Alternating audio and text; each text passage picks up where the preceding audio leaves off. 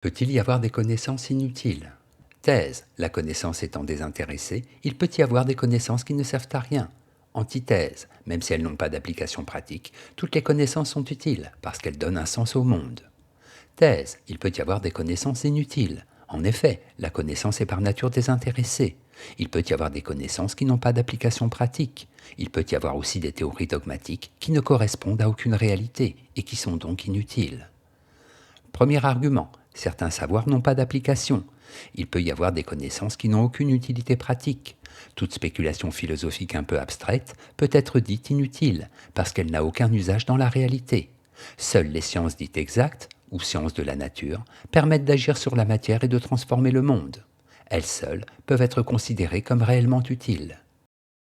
Deuxième argument, les mythes sont inutiles. Il y a des théories dogmatiques sans aucun lien avec l'expérience. Les arguties des scolastiques sur la nature de Dieu en font partie. Ces connaissances sont inutiles parce qu'elles sont imaginaires et ne correspondent à rien dans le réel.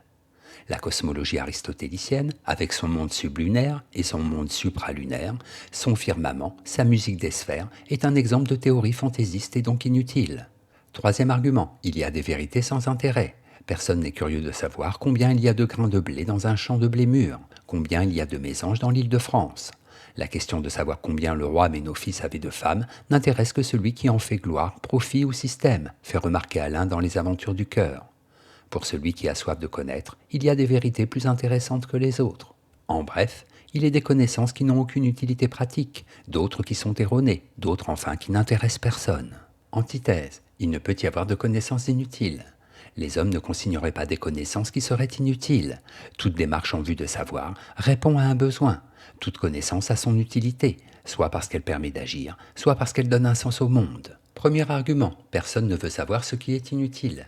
Il ne faut pas oublier que le travail de l'intelligence est loin d'être un travail désintéressé.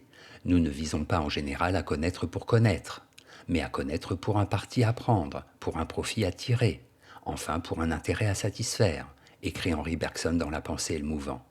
Il ne peut pas y avoir de connaissances inutiles, puisque le désir de savoir répond toujours à un intérêt. Deuxième argument, les mythes et les idéologies ont une utilité.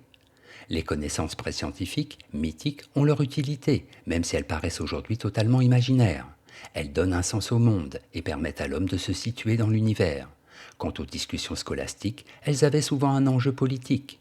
Personne ne soutient une vérité erronée s'il n'a pas quelque intérêt. C'est pourquoi les idéologies sont si fortes. Troisième argument, tout savoir humain est utile. Les connaissances de l'ornithologue n'intéressent pas l'historien de l'art. Le savoir du philatéliste n'est d'aucune utilité pour le métaphysicien. Pourtant, chaque discipline correspond à une partie de la réalité humaine. S'il y a des connaissances plus essentielles que d'autres, c'est parce qu'elles concernent tous les hommes. On ne peut pas dire qu'il y ait des savoirs inutiles. En bref, s'il y avait des connaissances inutiles, les hommes ne feraient pas effort pour les établir. Tout savoir est utile, car il accroît notre compréhension de la vie humaine. Synthèse, on imagine mal que le désir de connaissance soit motivé par des choses inutiles. Comme le fait remarquer Bergson, c'est bien parce qu'elle y trouve un intérêt que l'intelligence humaine se tourne vers certains objets. Certes, de nombreuses connaissances sont purement spéculatives et n'ont aucune utilité pratique. Peut-on vraiment parler de connaissance dans ce cas ? Après tout, on peut dans l'absolu se passer des spéculations d'Aristote ou de Spinoza et leurs systèmes ne sont pas universellement reconnus. Mais n'accorder une utilité qu'aux seules connaissances scientifiques, c'est disqualifier toute la philosophie comme non nécessaire.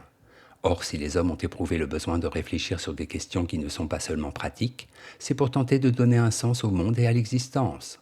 Et tout ce qui contribue à expliquer, à donner un sens est utile. Notes et commentaires, désintéressés, qui ne visent aucun intérêt pratique. Dogmatique, se dit des vérités établies par autorité, indiscutables et sans aucune justification scientifique. Sublunaire, supralunaire. Selon Aristote, le cosmos s'organise comme un système de sphères emboîtées les unes dans les autres, au centre desquelles se trouve la Terre. Le monde sublunaire, c'est le monde terrestre, qui se trouve sous la sphère de la Lune. Le monde supralunaire, celui qui se trouve au-delà.